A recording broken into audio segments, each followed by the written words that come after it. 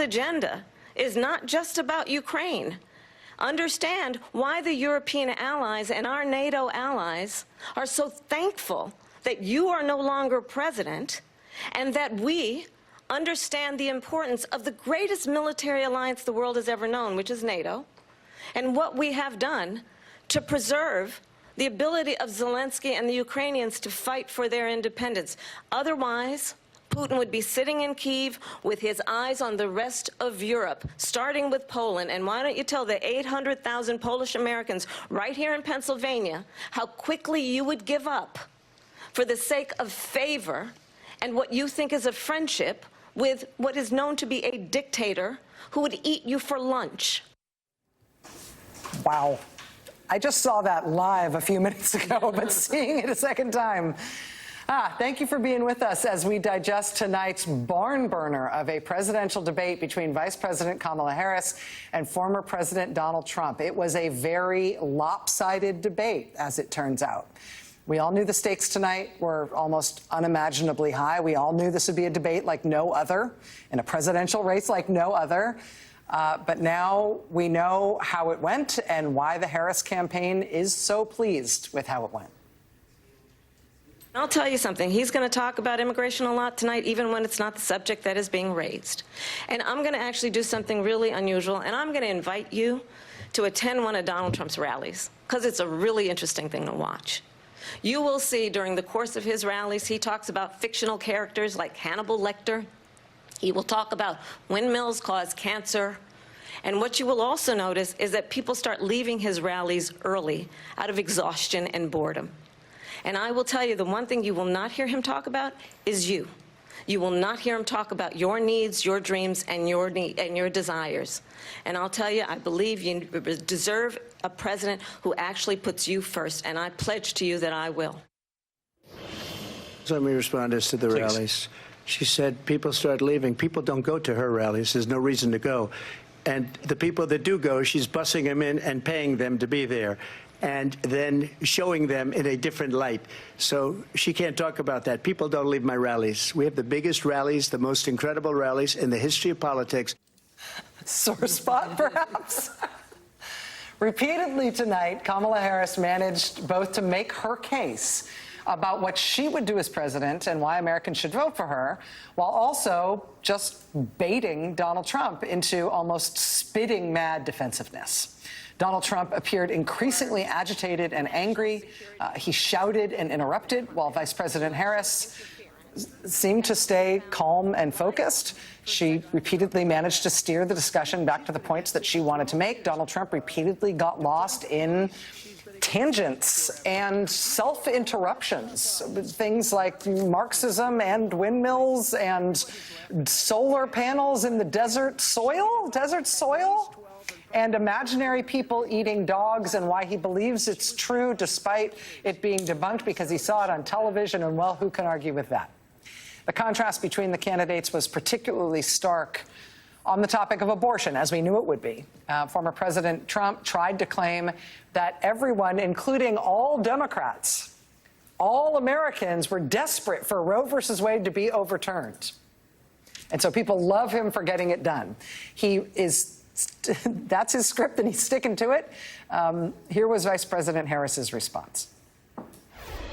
In over 20 states, there are Trump abortion bans, which make it criminal for a doctor or nurse to provide health care. In one state, it provides prison for life. Trump abortion bans that make no exception even for rape and incest, which understand what that means. A survivor of a crime of violation to their body does not have the right to make a decision about what happens to their body next. That is immoral. And one does not have to abandon their faith or deeply held beliefs to agree. The government, and Donald Trump certainly, should not be telling a woman what to do with her body. Notably, Donald Trump tonight repeatedly refused to say if he would sign or veto a national abortion ban if it came to his desk. He also notably repeatedly refused to say whether he thought it would be good for Ukraine to win the war against Russia. And when he asked if he has a health care plan to replace Obamacare, which he said he wants to repeal, Trump said that he has quote, concepts of a plan. None of us knows right now whether this debate will have any effect on this incredibly close presidential race. But if the goal of the Harris campaign tonight was for Kamala Harris to make the case for herself and to needle Donald Trump into being the worst version of himself on television, it seems clear that they feel they accomplished that goal tonight. Let's go back to swing state Arizona, where our own Jacob Soboroff just watched tonight's debate with a group of voters who we met before it all kicked off. I'm sort of desperate, Jacob, to know what everybody thought of it.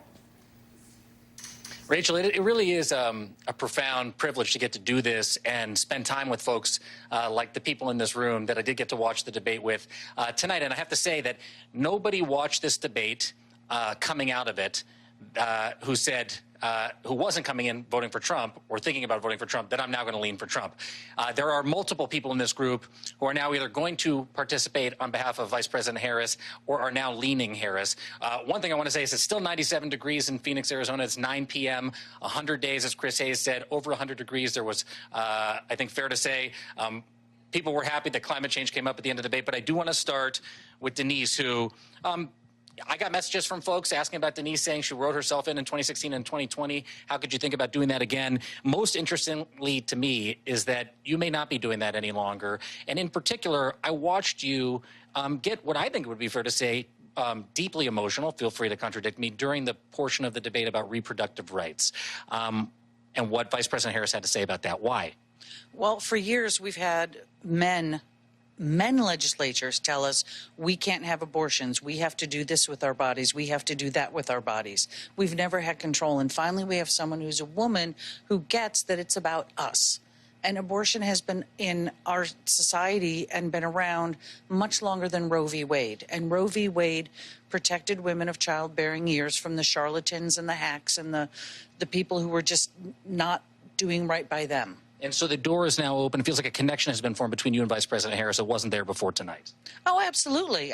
Again, I would like to know more. And as we were talking before, here's, Trump, who's been campaigning this long, long time, and now Harris is finally thrust in the spotlight. So it's sort of like the parliamentary system versus an American system of campaigning. So I would like to know more. But it made an impact, clearly. Clearly made an Denise, thank you very much. Julian, let me start with you on the issue of the economy, because we talked before the debate about how you could very well be 1 month away, these are your words, not mine, from homelessness based on jobs and affordability here. When Vice President Harris said, and I want to make sure I get this right, Donald Trump has no plan for you, speaking of the economy, you were talking about how before politicians don't have a connection to you, or you didn't feel that way. You feel like what Vice President Harris was talking about maybe in that moment spoke to you? Yeah, well, I feel like Donald Trump, like, speaking, for example, since he's the other candidate, I feel like he doesn't care about me and my issues, but I feel like Kamala Harris does, and she said, like, she's for the middle class. She was considered middle class when she was growing up. That's right. She said that right off the top. Yeah, and that resonated with you, huh? Yeah, and also she it sounds like to me, like small businesses was what she also talked about. She made an impact on you tonight. Yeah. All right, Julian, thank you very much. I'm going to come over here and talk to Bonnie, 30-year elementary school teacher. Bonnie, there was a lot, I think, I saw you rolling your eyes when former President Trump was talking about Vice President Harris's plans and said, basically run, spot, run. He was mocking her, making a joke about a children's book, one that you probably know well. But it's about the war in Ukraine and former President Trump's refusal to say that he wanted Ukraine to win that seemed to bother you, at least at one of the most times during this debate. I would say I was disappointed at the fact that he didn't give a direct answer to that. I mean, you're either for a country and its ideals or you're not. And I was frankly surprised that he didn't give a direct answer as to whether he was supporting Ukraine or not. You're another one of the folks here who has said to me in between the debate and now that the door is now open for you to vote for Vice President Harris. What else would you like to see from her? I would like to see more off-the-cuff type of interviews and answering questions that aren't practiced or set up ahead of time.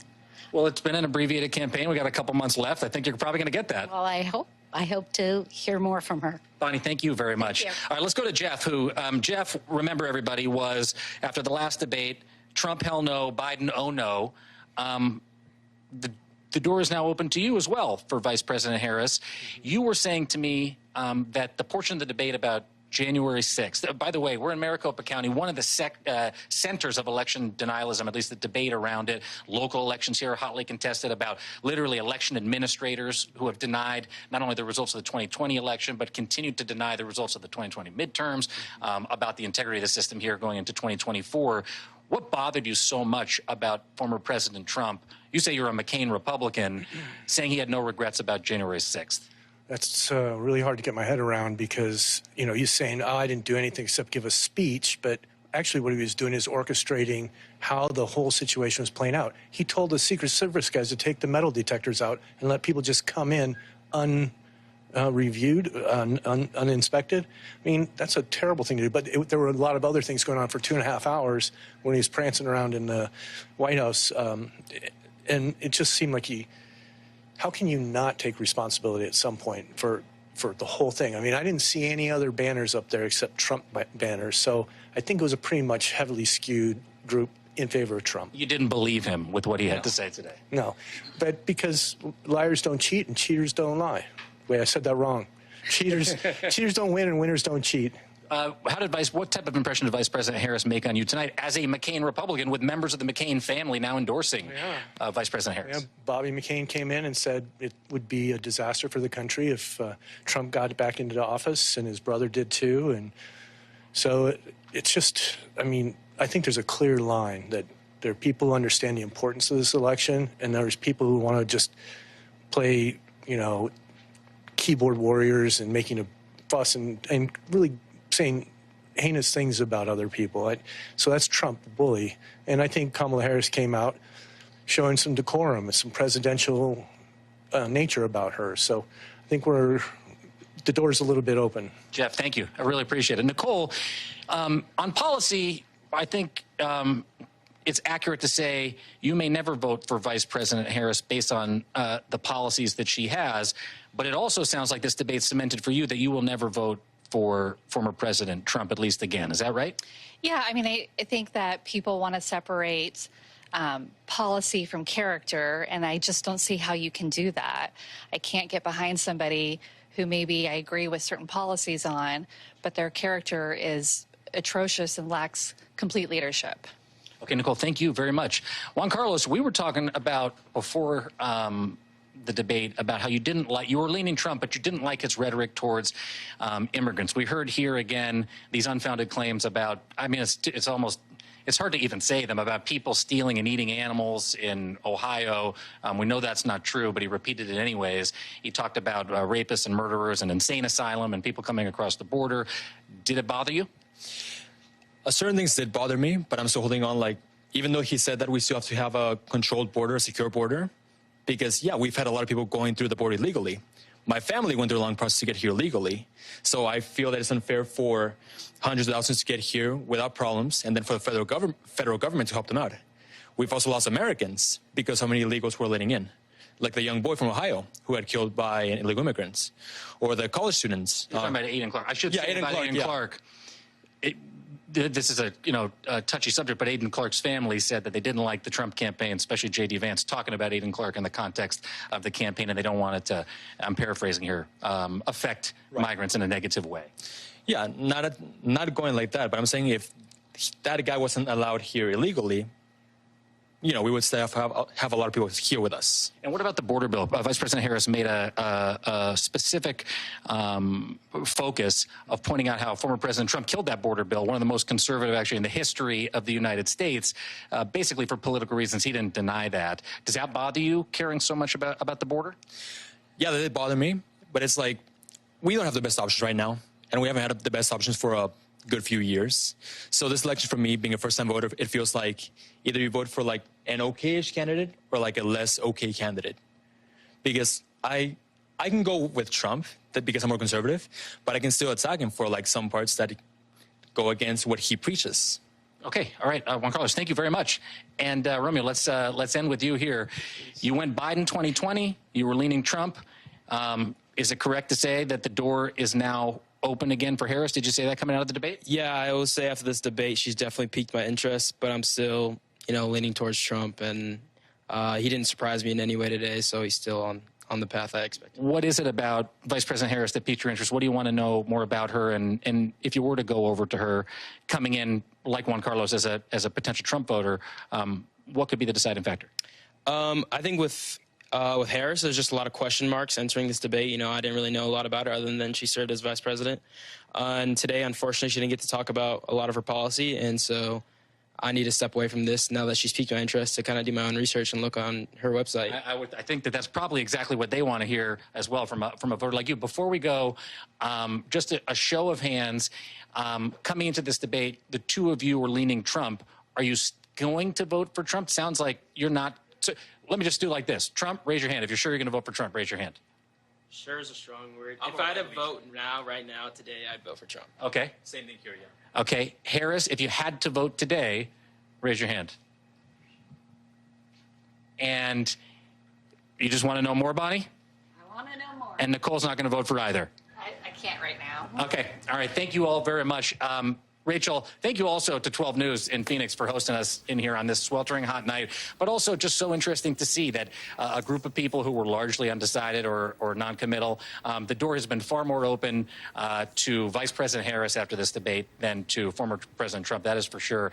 And again, thanks to all of you for the privilege of being able to hang out with you guys. Rachel, back to you. Well, please tell everybody there that we're so grateful to them to being willing to talk, to be there with you, but also to talk us through it. It's absolutely invaluable. And like I said, as far as I'm concerned, they all passed the audition for being on local news.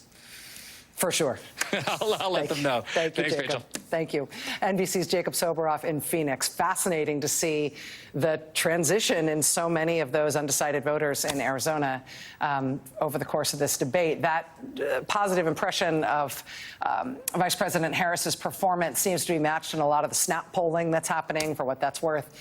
Certainly matched by the impression here in our studios here at MSNBC in terms of the relative performance of these two candidates. The Harris campaign has to be absolutely ecstatic with the performance of their candidate tonight. The Trump campaign, we'll see. Our coverage of tonight's presidential debate continues right after this. Here, as we go out, this is Vice President Harris making her case for, as she put it, turning the page. I was at the Capitol on January 6th. I was the vice president-elect. I was also an acting senator. I was there. And on that day, the President of the United States incited a violent mob to attack our nation's capital, to desecrate our nation's capital. On that day, 140 law enforcement officers were injured, and some died. And understand, the former president has been indicted and impeached for exactly that reason. But this is not an isolated situation. Let's remember Charlottesville, where there was a mob of people carrying tiki torches, spewing anti-Semitic hate. And what did the president then at the time say? There were fine people on each side. Let's remember that when it came to the Proud Boys, a militia, the president said, the former president said, stand back and stand by. So for everyone watching who remembers what January 6th was, I say we don't have to go back. Let's not go back. We're not going back. It's time to turn the page. And if that was a bridge too far for you, well, there is a place in our campaign for you.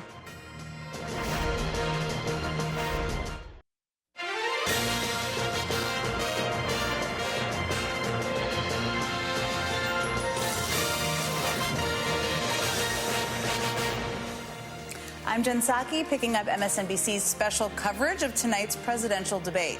This was, of course, as you all know, the first presidential debate Kamala Harris and Donald Trump have ever done together. It was the first time they ever met, let alone debated. And from the very first moments when the vice president went straight in for a handshake, that was a decision, by the way, that Donald Trump clearly had no interest in. she pretty much controlled the debate from then on. She bookended the debate with her case for what she would do for working people. That was smart. She delivered a masterpiece of an answer on abortion rights. We'll play that for you guys a little bit later. She made Trump look small over and over and over again. And really what we all just watched was a well-prepared and pretty fierce at many moments Kamala Harris prosecuting the case against Trump and talking directly to the American people about things they care about, like issues like abortion rights, the economy, democracy itself. And on the other side, we saw a pretty grumpy and completely unhinged at moments Donald Trump ranting and raving and lying about crowd sizes and people eating their cats. That definitely, truly happened during the debate. We clearly have a lot we're going to talk about, we're going to get into. We're going to play a lot of sound throughout the course of the next hour and 40 minutes here. And I have the perfect people standing by to talk about it all with. But I want to start with the moment when Harris really got under Trump's skin. I'm going to actually do something really unusual, and I'm going to invite you to attend one of Donald Trump's rallies, because it's a really interesting thing to watch. You will see during the course of his rallies, he talks about fictional characters like Hannibal Lecter. He will talk about windmills cause cancer. And what you will also notice is that people start leaving his rallies early out of exhaustion and boredom. And I will tell you, the one thing you will not hear him talk about is you. You will not hear him talk about your needs, your dreams, and your desires. And I'll tell you, I believe you deserve a president who actually puts you first, and I pledge to you that I will. Let me respond as to the rallies. She said people start leaving. People don't go to her rallies. There's no reason to go. And the people that do go, she's bussing them in and paying them to be there, and then showing them in a different light. So she can't talk about that. People don't leave my rallies. We have the biggest rallies, the most incredible rallies in the history of politics. Who knew he would be baited and triggered by a discussion of crowd size? Who knew? Who knew? From there, things only got better for Kamala Harris and worse for Donald Trump. And one person who looked at this debate and decided they had seen enough was Taylor Swift. Yes, that one, who in a lengthy and impassioned Instagram post tonight to her 283 million followers endorsed Kamala Harris for president. And yes, she did it with a cat photo. Who doesn't love that? Joining me here at the table are my friends Ari Melber and Vanity Fair special correspondent Molly Jung-Fast and former RNC chairman Michael Steele. And joining us from Philadelphia are more friends, Alex Wagner, who's been in that spin room for 117 hours approximately, and host of the Bulwark podcast, Tim Miller. Okay, guys, you warriors in Philadelphia, I'm going to start with you. Alex, you, before the debate, you pointed out that there was not really an ambitious plan by the Trump team to have a lot of people in the spin room. They had a less impressive lineup, shall we say. Trump then came himself. Yeah. So there's that. Talk to us a little bit about what that scene was like and what else you observed kind of in the moments after the debate.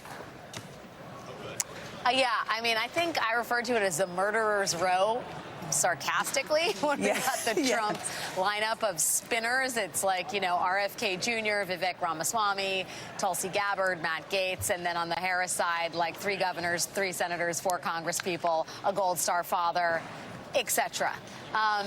I think it's really telling that Trump came to the spin room after this, right? To some degree, there had been some rumors that he might come, but the U.S. Secret Service has a pretty stringent, as you know, Jen, screening process for people, and this is a person who just had an assassination attempt on his life, and the screening process for getting into this room was not very stringent. I was telling Governor Newsom that I got a large Philadelphia hoagie through security, wrapped in a brown paper bag, so, you know, whatever, take that as you will.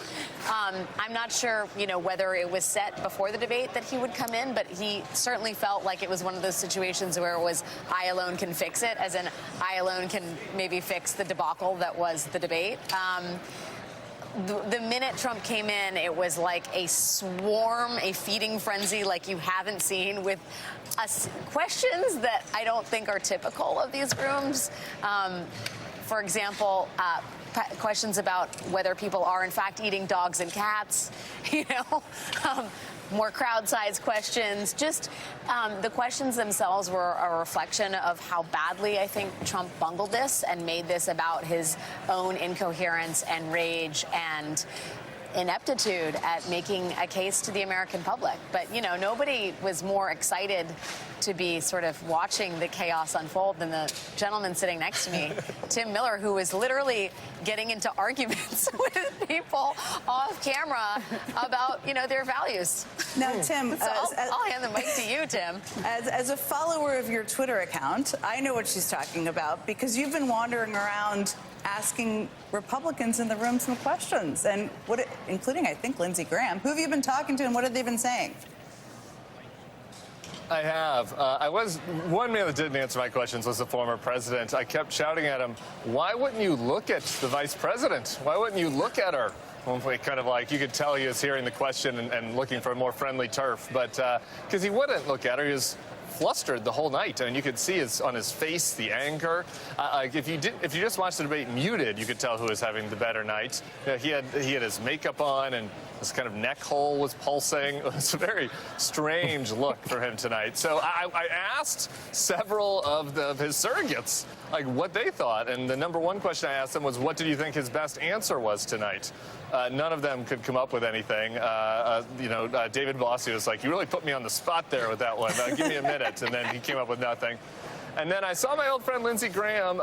We used to be pals in 2016 when he was a Jeb endorser. And we had a pretty heated exchange, I will have to say, where he said I should be ashamed of myself, and the feeling was kind of mutual. But after our argument about the state of affairs of politics, when we calmed down a little bit, he looked at me and he was just like, you are right about one thing. That was a disaster. He was unprepared, and we should fire the debate team. I was like, oh, okay. Well, I think that's all you need to know about tonight. You know, when you have your surrogate in the debate room saying you should fire the debate prep team, I think we know who won and who lost. That's a pretty clear tell. That including the guy who just lost the debate appearing in the spin room. The combination of the two is really quite telling. Okay, Ari, I know you have been dying to talk about what happened. I think it was 27 minutes. Is that right? Sounds about right. After the debate, which is the endorsement by a certain superstar I just talked about. I am a Swiftie. I had to play your role because you weren't on the set earlier yet, but you do it better. So tell us a little bit about what this means. And culturally, I mean, endorsements don't always matter, but this one feels like it does. Taylor Swift has a huge following, and it overlaps with a big part of the coalition that the Harris campaign would like to win. Taylor Swift's endorsement is so sought after and coveted, and we have up on the screen her statement there, that Donald Trump was lying about it and pretending he got it. And we'll start there. She said that. She called out Donald Trump with the endorsement. She has a lot of power. She can say this the way she wants. She picked a big night to do it and said Trump was basically lying about this with these AI images that he was posting, pretending he got it. He didn't. And she says, quote, the simplest way to combat misinformation is with the truth. And so, as Taylor would say, are you ready for it? I think Donald Trump might be down bad crying at the gym now. And she signed this memorably childless cat lady, which is another strong, feminist, and culturally cool flip of J.D. Vance's infamous sexist comment.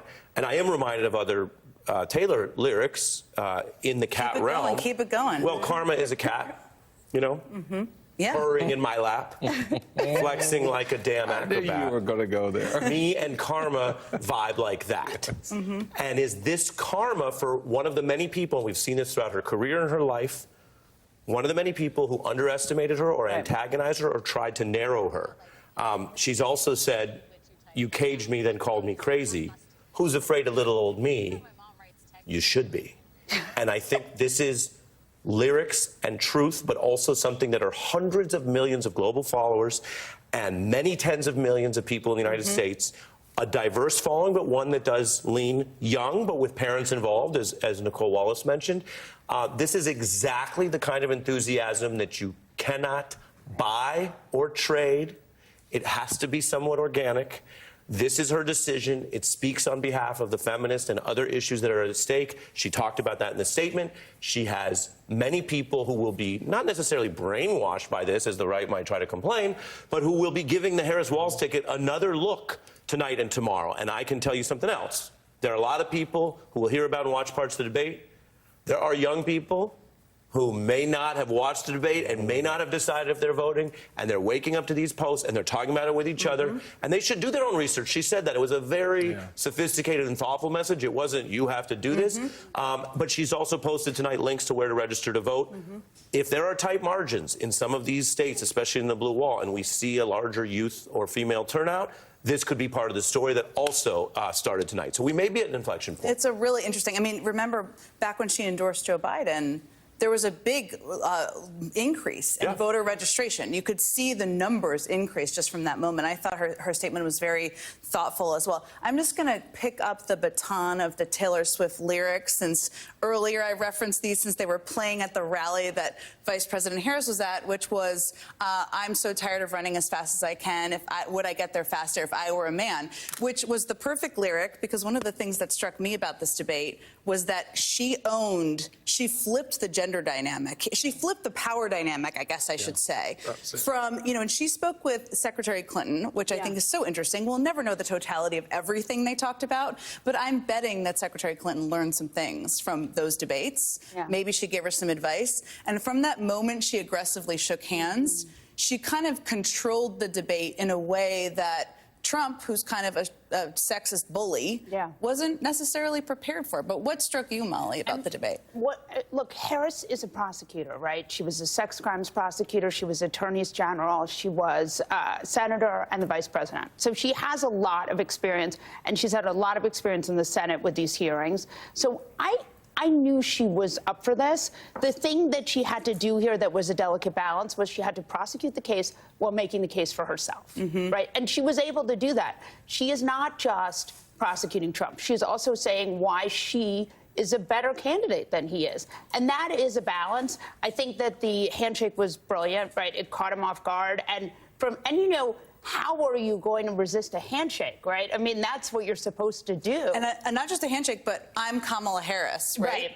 Right. And so I think she sort of got him on that. And then the other thing she did, which I thought was going to be really difficult, and she was able to do really seamlessly, was this real-time fact check. Because even though the moderators were able to do some really good, I thought they did really good questions. I thought they pushed back and kept coming back to questions in a way that you have to do with Trump.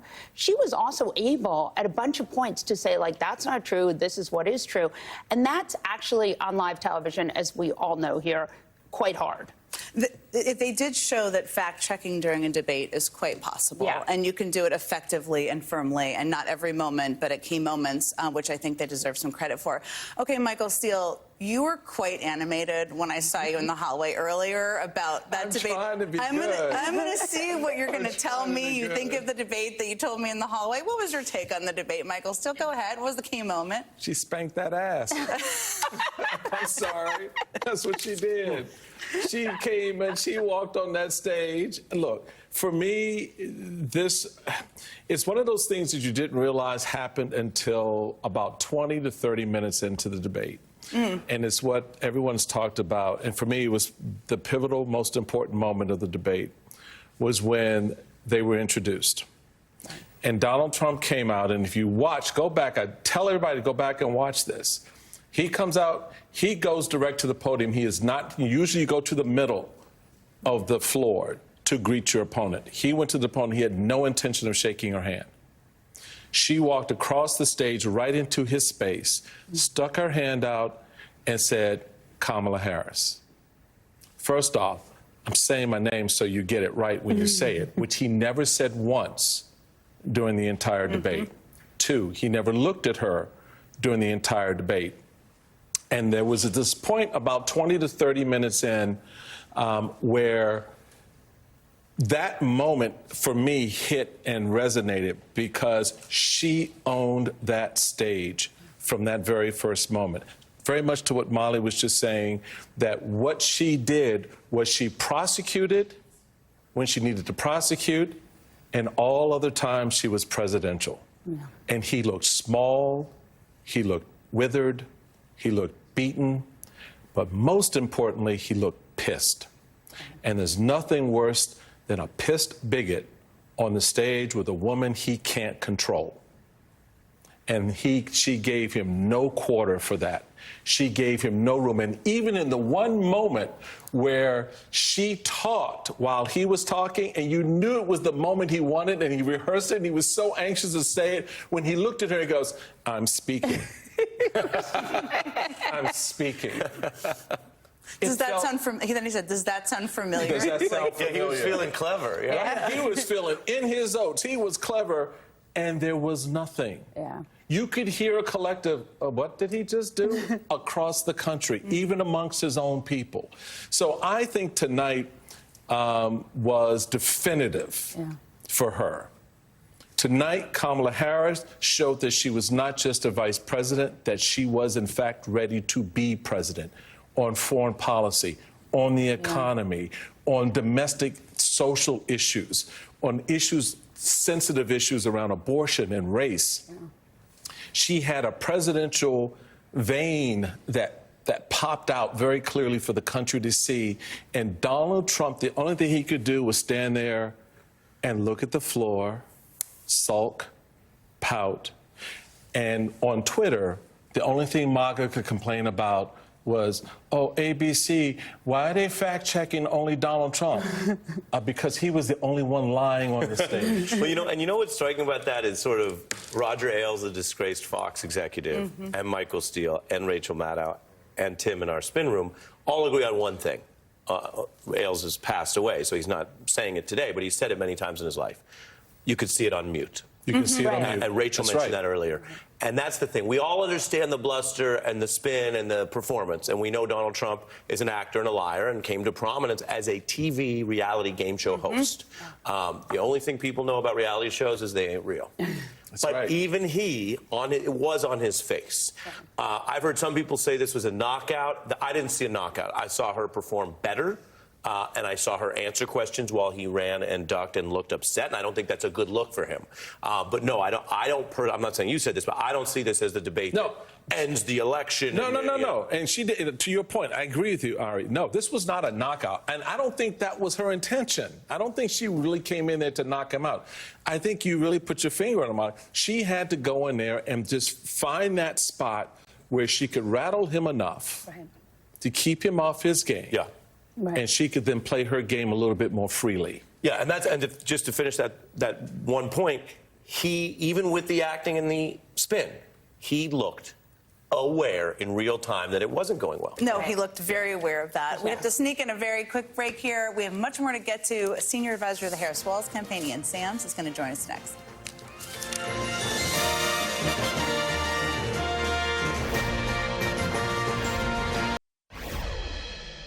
If we can come up with a plan that's going to cost our people, our population, less money and be better health care than Obamacare, then I would absolutely do it. But until then, I'd run it as good as it can be run. So just a yes or no, you still do not have a plan? I have concepts of a plan. Not to worry, America. He has concepts of a plan. And joining the conversation from Philadelphia is senior advisor for the Harris-Walz campaign, Ian Sams, who I'm sure he's too professional to have chuckled during that moment, but we all chuckled a little bit. It seemed like, let me start here, Ian. I mean, I want to talk about that too, but it seemed like Trump, I mean, we've been talking about it. He had a pretty bad night.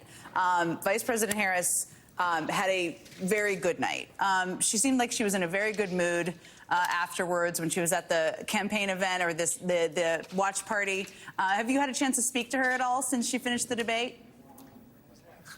No, she's been over at the watch party. I've been here in the spin room. But look, I think that you're exactly right. I think Donald Trump got rattled. I think that people saw from Vice President Harris, the prosecutor that she is, prosecuting the political case against 4 years of Donald Trump. In fact, maybe more than 4 years. A lot of Americans maybe have forgotten some of the contours of his record when he was president. And she wasn't going to let him get away from this debate without the American people hearing about how he led the economy into the ditch.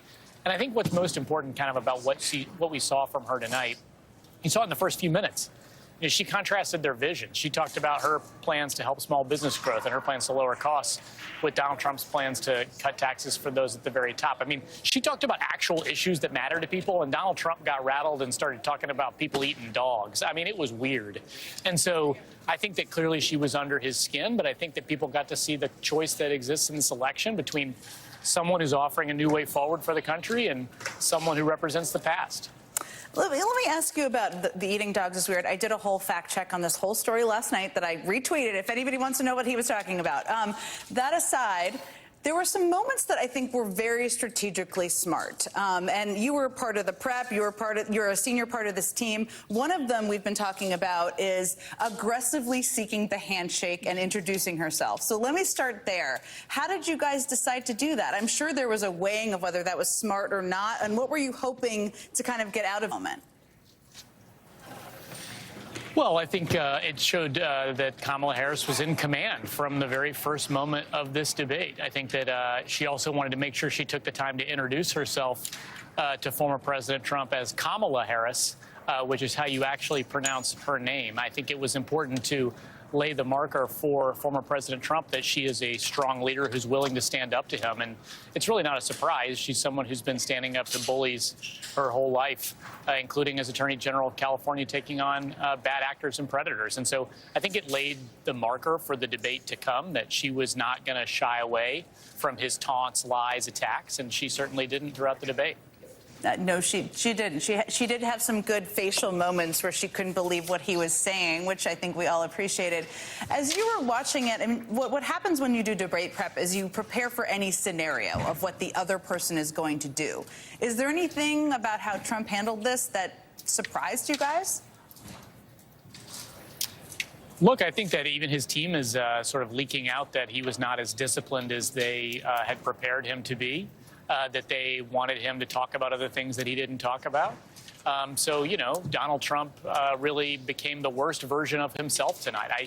I think that one would have expected that he might have had a little bit more of a concentrated approach on what he was going to do on the debate stage. But at the end of the day, you can't teach an old dog new tricks. And Donald Trump decided to show to the American people a lot of what they don't like about him. But I think, look, I do want to, you know, she had an amazing night, and I think she showed that she's ready to be president. She was presidential. Anybody watching that debate could see a commander-in-chief in Kamala Harris. But this is going to be a really, really close election. And I think that it's important that everybody enjoy the win tonight, but understand that we have to go right back to work tomorrow because we're in a divided country. And it's very, very important that she got the chance to both hold him accountable and share her vision. But we've got 50 some odd days left to continue sharing that vision with every American who still is getting to know her in a lot of ways. We heard that message exactly from her when she was speaking at that watch party. Ian Sams, I know you've been up very late, many nights. You're up late with us again. Thank you so much for joining us this evening. We have to sneak in a very quick break, but we have so much more to talk about in our live late night debate coverage. We're just getting started here, so don't go anywhere.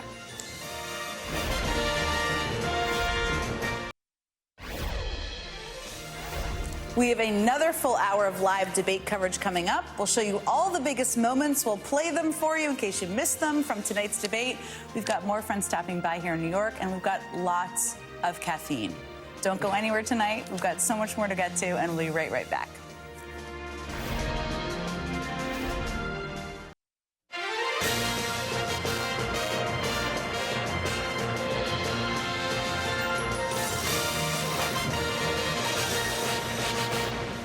Hi from New York, I'm Jen Psaki. Thank you for sticking with us for another hour of special coverage following the first and so far only presidential debate. We'll see if there's another one. I'm a little skeptical.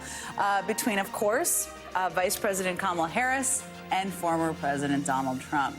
Over the course of 90 minutes, one candidate, Kamala Harris, absolutely owned the other guy on the stage. She talked about issues that people actually care about, like the economy, abortion rights, and democracy itself. Well, the other guy, Donald Trump, seemed unprepared, quite grumpy, and often incoherent.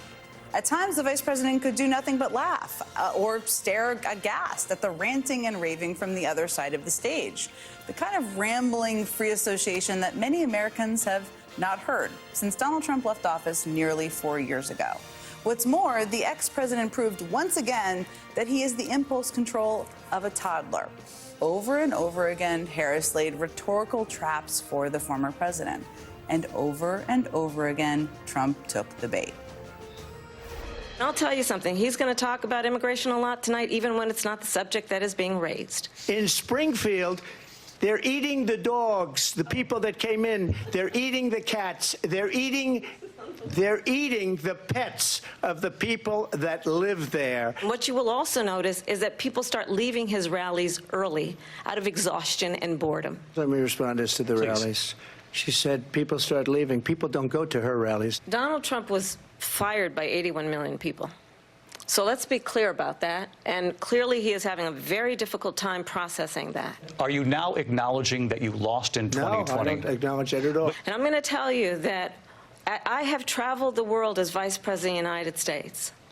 And world leaders are laughing at Donald Trump. Viktor Orban said it. He said the most respected, most feared person is Donald Trump.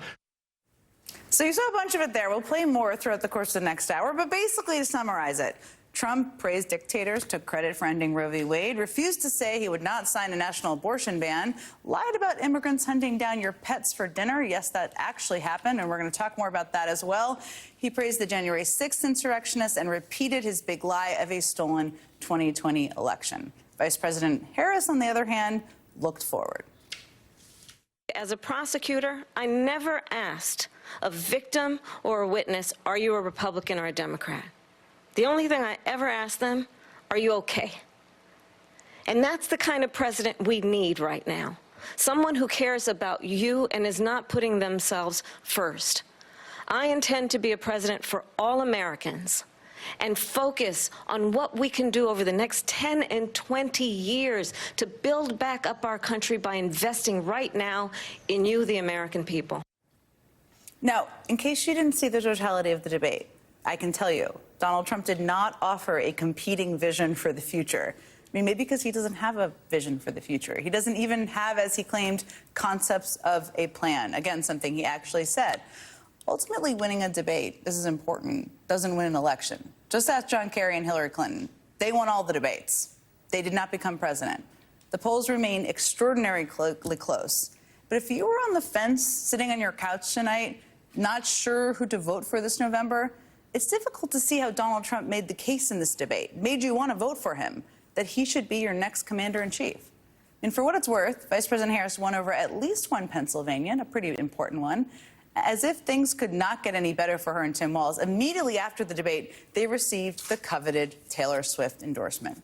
This is from her endorsement. Quote, I'm voting for Kamala Harris because she fights for the rights and causes I believe need a warrior to champion them. I think she's a steady-handed, gifted leader, and I believe we can accomplish so much more in this country if we are led by calm and not chaos. Signing her statement as J.D. Vance's worst nightmare, a, quote, childless cat lady. That one's going to really haunt him.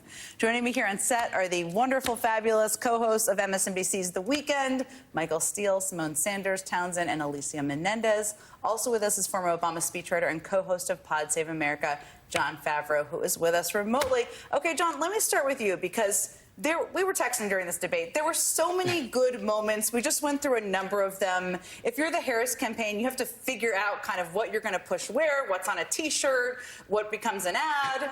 But this is all about ultimately not winning the debate, winning the election. So what would you, if you were on the campaign, pull from tonight to push out as aggressively as possible with money behind it to the American people? I mean, you just mentioned this, but I think the line where he said, I don't have a plan, I have the concepts of a plan. And look, Kamala Harris prosecuted the case tonight many times where she said to Donald Trump, or she said to the audience, which is even better than talking to Donald Trump, she said to the people at home, he doesn't have a plan for you. He doesn't care about you. And then she would talk about her plans for the economy. And look, we're going to play all the really fun moments where she baited him, and that's going to be good for the next week or so. But I do think that the real damage she did was expose him as someone who just really hasn't thought about what he's going to do for the American people for the next 4 years because he only thinks about himself. And she laid out her plans, whether it was on the economy, bringing down costs, whether it was on protecting reproductive rights. But look, Donald Trump has participated in 7 presidential debates, countless primary debates, and he has never been beaten as badly as he was tonight by Kamala Harris. And that takes so much preparation on her behalf. Like she really prepared for this debate. She knew what she was going to do. She came with a plan. She made the whole debate about Donald Trump when she could have been on the defensive and he could have put her on the defensive. And so she really executed the plan that she came with. But also, he's really lost a step. I mean, when he was ranting and raving in 2016 with Hillary Clinton, and he was lying all the time, but he did make some sort of sense then. And tonight, there were just like long stretches where he was completely incoherent and you couldn't even follow what he was talking about.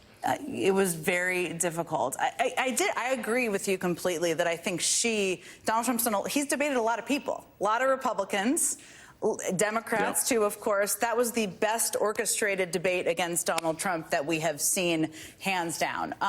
Simone, you know the vice president better than all of the rest of us. You have staffed her, you've prepped her, you've been a part of the debate preps, all of the things. What was the moment you were watching tonight, or maybe there's more than one, there probably was, where you thought, like, yes, that is like the American people seeing who she is and what she's capable of? Well, I frankly thought her entire, debates are part policy, part performance. Every debate is. And I think that she hit the marks on the policy and the performance. People are all like, oh, she won, he lost, and da-da-da. I think, frankly, as you know, when you grade a debate, the question is, did you do what you said you wanted to do when you were in the preparation talking about the debate? And did she come across clear and strong? Check, yes. Did she get her policy positions out on what she believes on the economy, which is important to voters across the board, not just these people in the middle? Black voters, young people, women of every, race, people, everybody cares about the economy. Check, yes. Did she adequately counter the lies? Yes. Absolutely, yes. There was more she could have said, but then she wouldn't have done the thing about her own policy. Did she find moments to turn to the camera and speak directly to the American people at home and let them know, say, hey, find your camera. I look at you doing it now. You know what I mean? Like, that's what you got to do. You got to find your camera and then talk to your camera. Yes, yes, and yes. Did she bait Donald Trump into a back and forth? Absolutely. Did she make him look unhinged and she looked in control? Absolutely. It was Donald Trump having her conversation tonight? Absolutely. But to your point, debates do not win elections. They can influence them, for sure. And I'm very happy that Jacob Soboroff did that focus group right after, because there were people were texting like, what in the world? What is wrong with these voters? Now, let me tell you, that's most people in America right now. If the election were held today, I do not think Vice President Harris will win it. I think she can absolutely win in November. But a month and a half ago, Joe Biden was a Democratic nominee.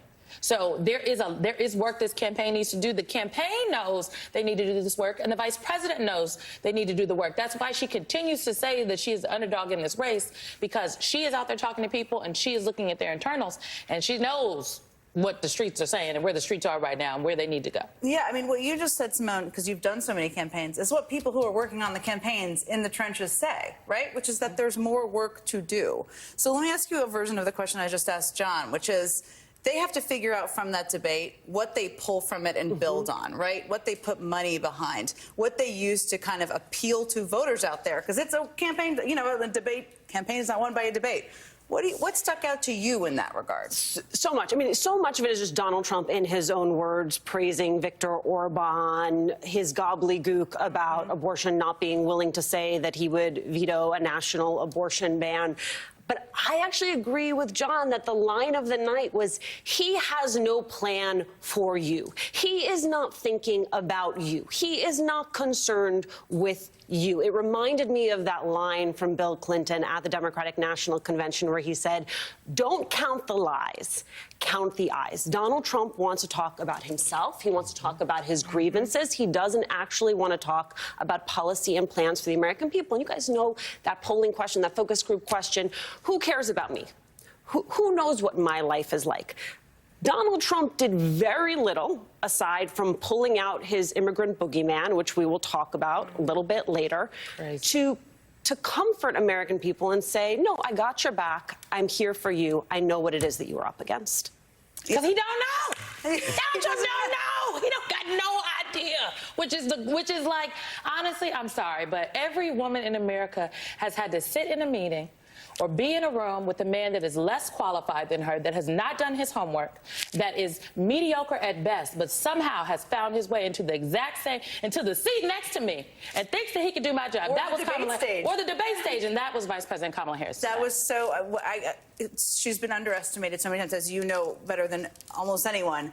I want to play another piece of sound. There's a lot to play, but because people are catching up on this, I want to play another piece of sound. This one is about Trump advisors, past advisors, and kind of where they stand, which she brought that up. And because part of this, to go back to our point here, is how does she now win the campaign with these messages? So let's play that and we'll talk about it.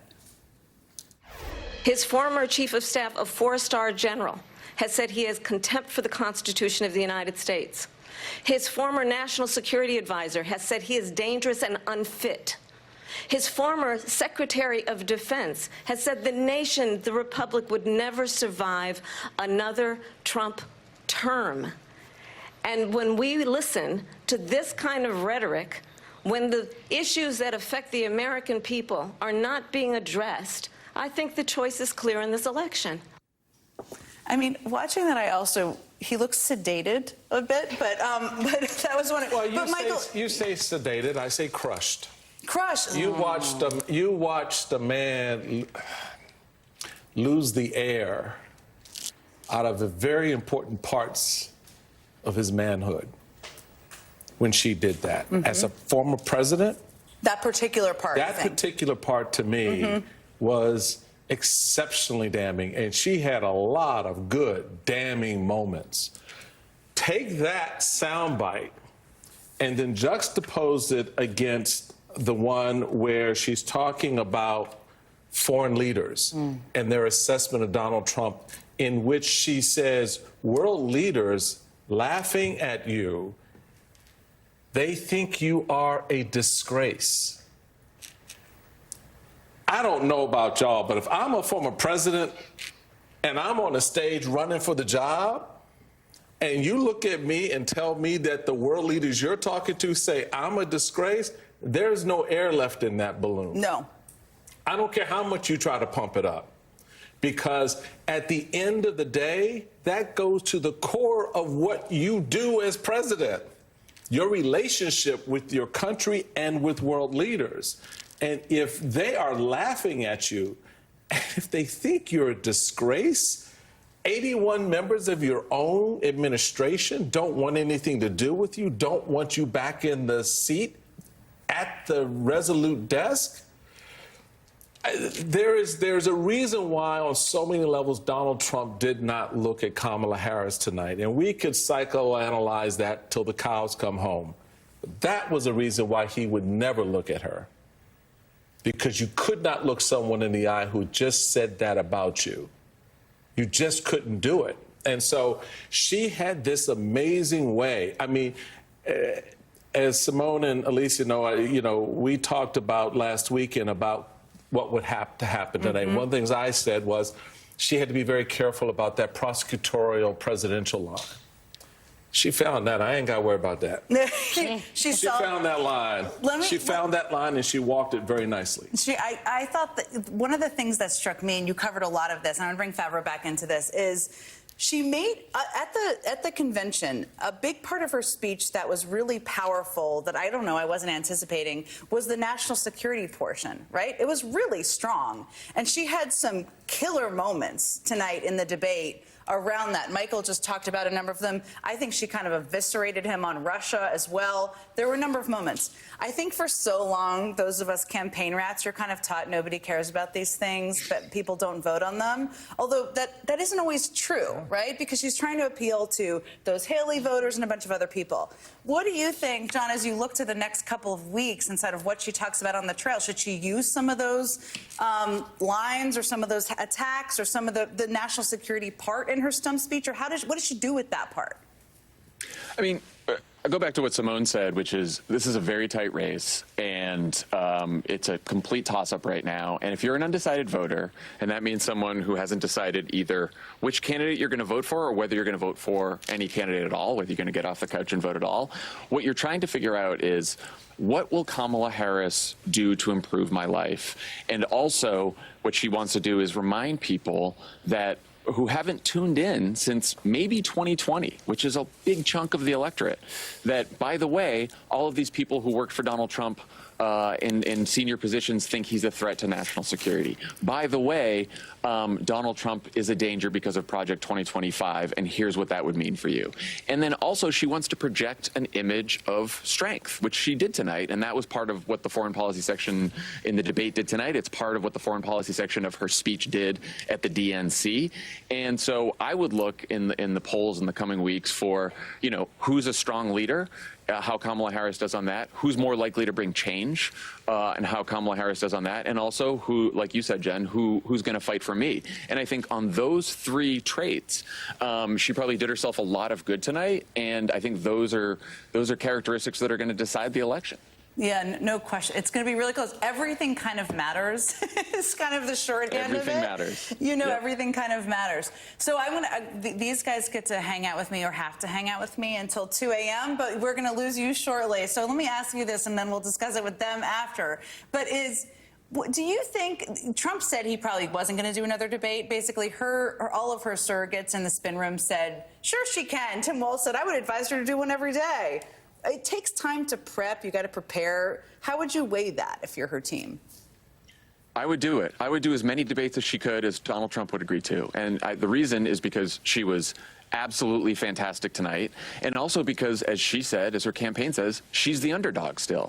And I think that she needs to keep her foot on the gas every single day from now until Election Day and show that she is out there fighting as hard as she can to win this race, because the fight that she shows for this election, people are going to see that as the kind of fight that she's going to show for them if she's president of the United States. And so I think that if I were her, and in her campaign, and it seems like that's what they want to do, I would take every opportunity to debate Donald Trump as many times as possible, because she wants to show that she's strong, that she's unafraid of him, and put on the kind of performance that she did tonight. And yes, it takes a lot of preparation, but, you know, she probably had the biggest audience tonight that she's had the entire campaign, more so than even the DNC, and she might as well take every opportunity to talk to as many people as possible.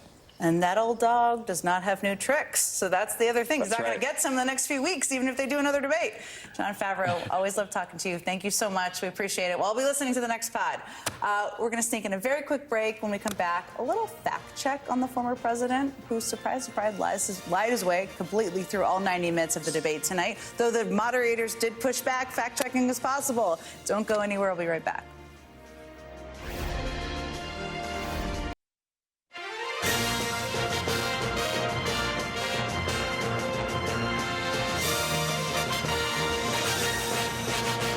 So tonight, Donald Trump said Democrats support execution after birth. That is a quote. They don't. That would be called murder.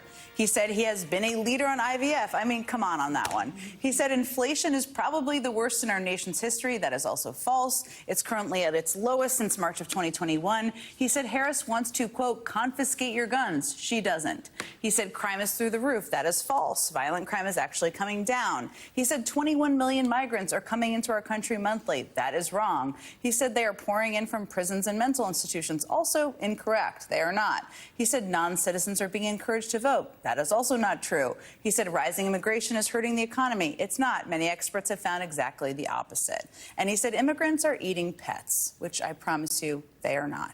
And lucky for us and lucky for the audience, a lot of that fact-checking was done in real time. Crime in this country is through the roof. President Trump, as you know, the FBI says overall violent crime is actually coming down in this country. Her vice presidential pick says abortion in the 9th month is absolutely fine. He also says execution after birth. It's execution, no longer abortion, because the baby is born, is okay. There is no state in this country where it is legal to kill a baby after it's born. In Springfield, they're eating the dogs, the people that came in. They're eating the cats. They're eating the pets of the people that live there.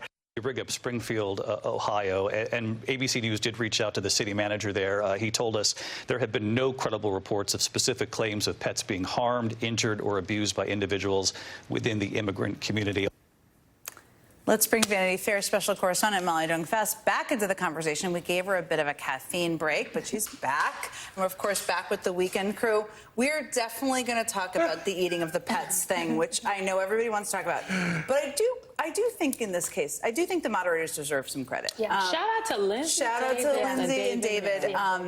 There has been this sort of talking point that keeps being repeated that you can't fact check during debates, that if moderators do that, it makes it about them. But Donald Trump is not a normal candidate, right? This is not running against Mitt Romney or John McCain. This is running against somebody who's like a pathological liar, as I just outlined. And Molly, you were critical last time, so I wanted to ask you what you thought of the moderators. I was really impressed with David, and I thought, and Lindsay, both of them. But one of the questions David immediately asked at the beginning was he asked Trump just a very specific question about his mass deportation squads, which is the stuff of dystopia, right? I mean, just insane. And he wants to deport more people than there actually are, right? He has said 10 to 15 to 20 million people. There aren't that many non-citizens in this country. So I thought that he did that well, and he went back to it. I wish that he had gone back to it maybe even one more time. But both he and Lindsay did really good, effective fact-checking that was just very short and not emotional, and wasn't sort of a soliloquy about lying. It was just, that's not true. This is how we can tell you it's not true. What I thought was interesting was we saw Trump just keep going with it, and he does that because he sort of occupies this Earth 2 scenario. So he said, well, they didn't confirm it, and we saw J.D. Vance do this too, right? We know it's not true, and he still said, well, maybe da-da-da, so. Yes, and I think there's always moments they could have gone back, all these things. But I don't think anybody watching thought they were making the debate about them. Yeah. So watching it, I thought, maybe fact-checking is a good thing. It always is a good thing. Okay, this story of the pets. We did a fact check about it last night. Michael Still's been dying to talk about it, but it wraps a lot of things into one. Cat Daddy over here? Well, Cat Daddy over here. Now, I'm just going to give a shorthand version of this story. There was a Facebook post by somebody who was not fact-checked, who suggested that she knew of somebody, it was like a daughter's friend's friend or something, who, when they came home, they were very specifically Haitian migrants who were taking their cat or dog and eating them, right? So the Springfield police has said that is not true. Of course, it's baseless. But a bunch of people, Ted Cruz, J.D. Vance, the Trump campaign, they have tweeted this. What is this about? I think it's about racism, xenophobia, fear. Oh, all of that. Did you have more you want to say about the cats? I do. Or the dogs? Go ahead. It was just such an incredibly stupid moment. And I really applaud Kamala Harris for having the presence of mind to just refrain from responding and getting into that space. I, on the other hand... Michael, on the other hand, he got time. I would have found time. Tune in for the first hour of the weekend on Saturday on the pets. You crazy as hell. You believe in that stuff.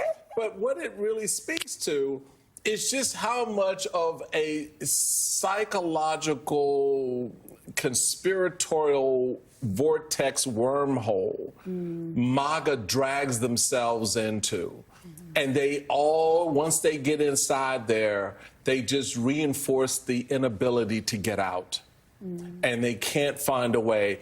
And the problem is they've got someone like Donald Trump who then takes it and amplifies it and ramps it up, because some of the folks that I was hearing from, they were really bothered by this story and did not want, they were trying to get this killed. They did, and they were pissed that the very same people you just mentioned, Ted Cruz and company, were out retweeting that crap because they knew that the master consumer of such garbage would take it and then run with it. And lo and behold, they showed up on a national debate stage tonight. Well, J.D. Vance also has done multiple interviews defending bringing up what is a lie and a conspiracy theory, to be very clear, that is rooted into othering the Haitian immigrants in this country, along with other immigrants, and othering them as they're essentially saying they're weird savages. And if they're weird savages, then it's easy to strip their humanity from them. And if we can strip their humanity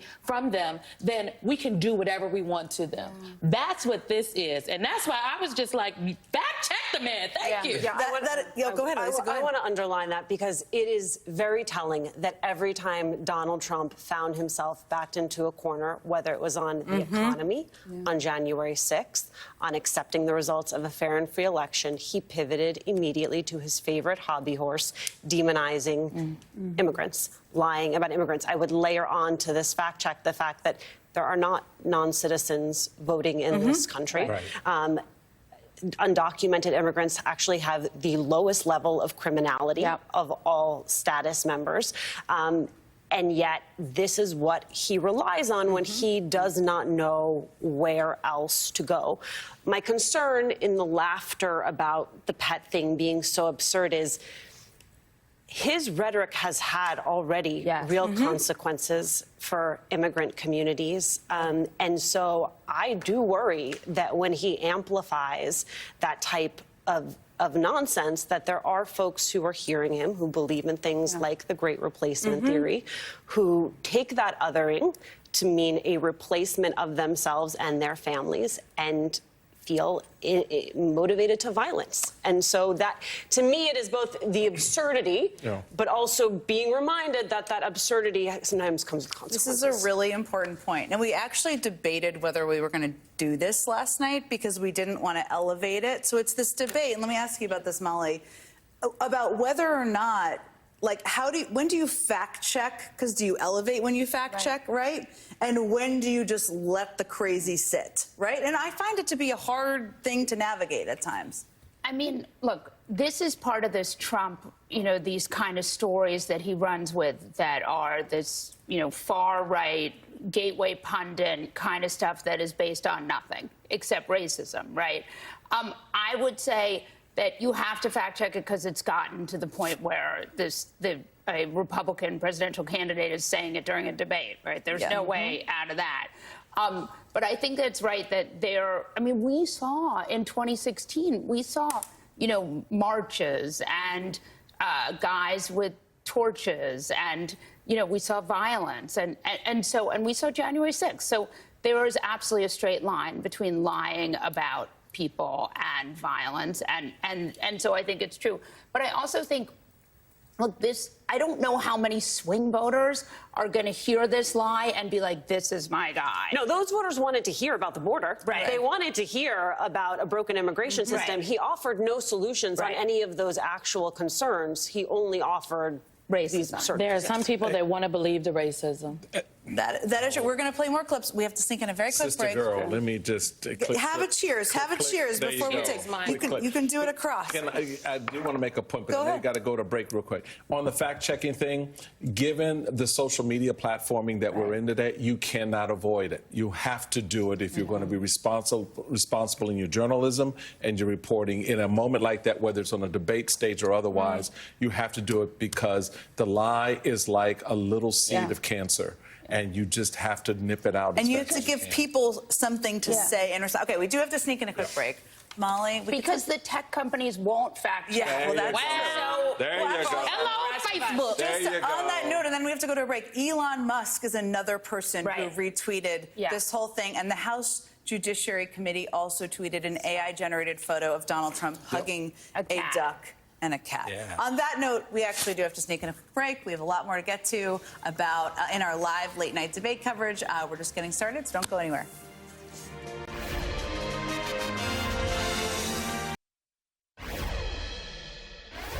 That bill would have put more resources to allow us to prosecute transnational criminal organizations for trafficking in guns, drugs, and human beings. But you know what happened to that bill? Donald Trump got on the phone, called up some folks in Congress and said, kill the bill. And you know why? Because he'd prefer to run on a problem instead of fixing a problem. And understand, this comes at a time where the people of our country actually need a leader who engages in solutions, who actually addresses the problems at hand. But what we have in the former president is someone who would prefer to run on a problem instead of fixing a problem. Joining our conversation here in New York is Maria Teresa Kumar. She's the president and CEO of Voto Latino and an MSNBC contributor. Thank you for joining us. So we've been trying to play a bunch of moments from the debate, and that one was interesting to me for a range of reasons. One being Trump did kill the border bill, right? Two, that is an area where Vice President Harris and just the Democrats in general are underwater. I mean, there's a big advantage that Trump has. And this seems to be the argument. I mean, it is a good argument, but do you think it's an effective argument? Well, I think it's an effective argument, but I also think that for a lot of folks watching her, they keep saying, well, did she switch her positions? And she keeps saying, no, I have my values, but did you switch your positions? And everybody recalls where she stood when it came to health care, when it came to the border, when she was running as a senator, and when she was interviewing for a job. But now she has been at the job. And how many of us have literally, when we are interviewing for a job that we do not know, have a certain perspective, and the moment we're in the seat, we're like, oh, I have to reevaluate how I'm going to tackle these certain issues. And in this case, she is now saying, I am in the driver's seat. I better understand the changes that we need to make to policy. Whereas when she was interviewing 4 years ago, she wasn't capable of doing it, right? Because she didn't have full information. And so that is, I think, one of the reasons why I would encourage when people are talking to her, it's like, your values haven't changed, but you are now in the seat and you understand that what's happening at the border is far more complex than we can understand. Because by the time someone gets to the border, that's not immigration policy. That's a broken system. How do we actually start talking about the Western Hemispheric issues that you bring in Canada, you bring in Mexico, and you say, how are we going to solve this together? I'm getting applause from Michael. No. Maria Teresa, I've been saying that for the last 10 years or so. The next president of the United States needs to call a regional summit. Yes. Of every country between Canada and Venezuela, Guatemala, all of them. Simone's like, funny you should bring that up. They do that. That's what I'm saying. How do y'all think that the border crossings are down right now? It's No, because but Mexico is enforcing their border with Guatemala. This is different. But that's not something that's not a public-facing effort. Right. That's diplomacy backdoor. We all know how that works in Washington. What I'm talking about, if you want to control and command this conversation on the border, you have the next president, Kamala Harris, sit and send a message to every president in the region and every prime minister to our north and says, we're meeting here, not in Washington, but down here in this location, and we're going to have this conversation about the economic, the social, and the political impact. Does the Summit of the Americas not happen? Am I making this up? So There is a conference there is a conference that happens, but I think the challenge with the conference is that they don't have his focus. That's my point. That's my point, And Simone. the point of it is not clear. Right? It's basically we're going to have another UNGA. We're going to have another, right? So this is like, what are we going to come and meet? We're going to come and meet and say, actually recognize that if we do not solve what's happening in our Western Hemisphere, this becomes a national security issue. Because the border problem starts before you get to the border. That's exactly right. So this is, let me bring in someone, because there is a Summit of the Americas. I was like, what the Vice President was addressing the root causes, which is also the same job that Vice President Joe Biden had when he was the vice president, which people misunderstand. They're going to keep coming after her on the border is not fixed. There are, migrants streaming, lying, scaring people, xenophobia. What do you think? What do you wish they were saying? Are they saying the right things? I mean, you lived through the first, chunk of the I lived through She's the Border Czar, and then you get on the phone being like, let me just explain to you what the role is, and they write She's the Border Czar, and it's like I never said it. What is not happening is I think the fuller explanation of her root causes of migration work. That is actually not being introduced into the conversation. It is about the border. We're talking a lot about the border, a lot about enforcement. to Vice President Harris's credit, and Alicia points this out all the time, that she also talks about the fixing, not just enforcement, but also the people inside the country, the interior, what we need to do to fix the pipeline and whatnot, and ensuring that people can come into this country, because Donald Trump did decimate the immigration system. He literally gutted it. So when we came in 2021, it was nothing. Yep. But there is all this root causes work that happened with CEOs and companies investing, prompting them to invest into the region, bringing them together for those big meetings to do that, those conversations with the foreign leaders down there, the former president of Guatemala, President Yamate, the new president of Guatemala, which this is a president that is very much so helping root out that corruption. There's a new president in Mexico. What is happening in Venezuela has real implications on what is happening here. Not only is Maduro not accepting the results of the election, okay, he is also, people are fleeing Venezuela. One of the largest groups of people that were coming to the U.S.-Mexico border were Venezuelans. And so I do think that they need to talk just succinctly, but a little bit more connect the dots, because you can't just say this is a diplomacy issue as well and then never talk about what she said on the diplomacy. I would layer on to Simone's excellent analysis there that there's an opportunity as Donald Trump strips migrants and immigrants on the interior of this country of their humanity for Vice President Harris to imbue them with their humanity as she talks to the American people. And I think there are two places for her to do that. I think, one, talking about Donald Trump's deportation forces and the fact that he wants to come and take people out of their homes who've lived there the majority of their lives, may not even speak the language in their country of origin. And two, to really take a victory lap on what she and President Biden have done when it comes to keeping American families together, allowing for parole in place for spouses of American citizens. That is a political winner with voters of all stripes. Don't shy away from it. Lean into it and create a contrast with Donald Trump. Very much a very good summary there. Everyone, this is like a forum here on how to talk about this issue. Okay, we have to sneak in another quick break coming up. We're going to talk about how J.D. Vance got name-checked tonight, and he might be having an awkward conversation with his boss tomorrow. Don't go anywhere.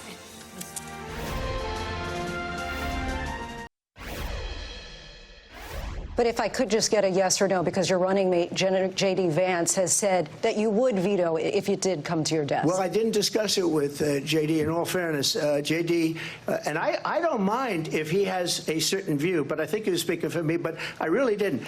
Look, we don't have to discuss it because she'd never be able to get it. That's called buyer's remorse, I think, maybe of who he selected, or a sign of it. J.D. Vance said Donald Trump would veto a national abortion ban. Donald Trump clearly did not give him the go-ahead on that, so that's very awkward, and maybe it's an awkward meeting. Anyway, with that, I did think her answer, and you have an interesting quibble with it, and I want to talk about that, was quite strong. And when I think about moments that the campaign will push out, her 2-minute answer on abortion rights, which was very passionate, very authentic, I thought was great. And David Plouffe, who works on the campaign, but was watching some dial groups and said that there was a 40-point lead among undecided voters on that answer, which is not a surprise. But you had an interesting quibble, which I actually don't disagree with. So what was your issue with it? And I appreciate all of that point. It's just that there is this narrative that has evolved in this space and talking about abortion that I think is disrespectful. And Alicia was making the point earlier about the impact on families, where Donald Trump says that, you know, Democrats want to kill babies after they're born. Well, that's murder, all right? There are laws against that. Come on. But the point being that that's a form of abortion in the 9th month, or if a baby is born in a situation or a condition in which the baby may not survive after birth, right? And I thought when he said that, I thought that was a moment, given the totality of her narrative on abortion, that she would stop in that moment and go, you know what? That is a lie.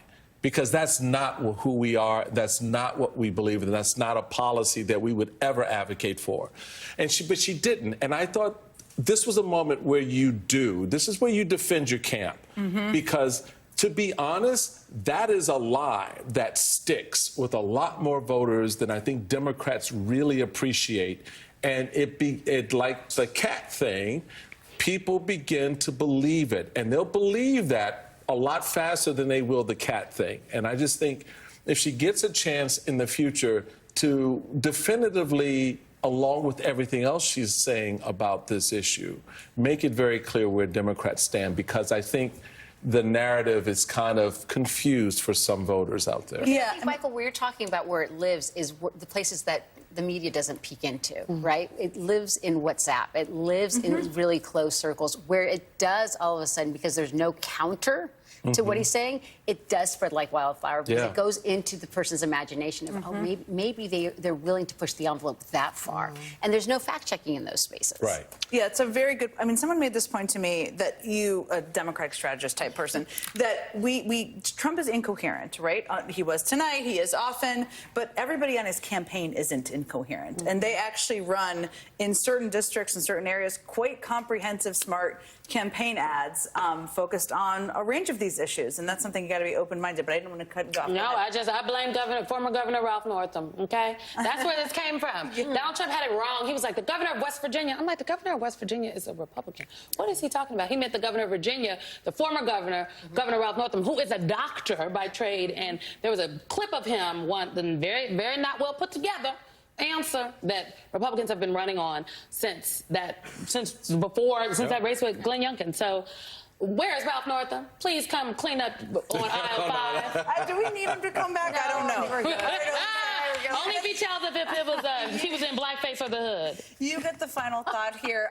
I think that abortion answer is one of the things that will be pushed out. What do you think the campaign should push out that would be effective with groups they need to win more over? No, I agree. She connected emotionally. She connected substantively on the issue. And I would just remind us, Pennsylvanians get their early vote ballots in 5 days. Yes. Like, this election is not 50-plus days out. This election is happening in real time. And so if there are people who were motivated, they're going to have the opportunity to exercise that motivation very, very soon. And if I am the Harris campaign, I am trying to push people to that option as quickly as possible. Lots of work ahead. Michael Steele, Simone Sanders Townsend, Alicia Menendez, and Maria Teresa Kumar. Thank you all for staying up late with me. I always appreciate it. That does it for us. For now, good night, good morning, all the things.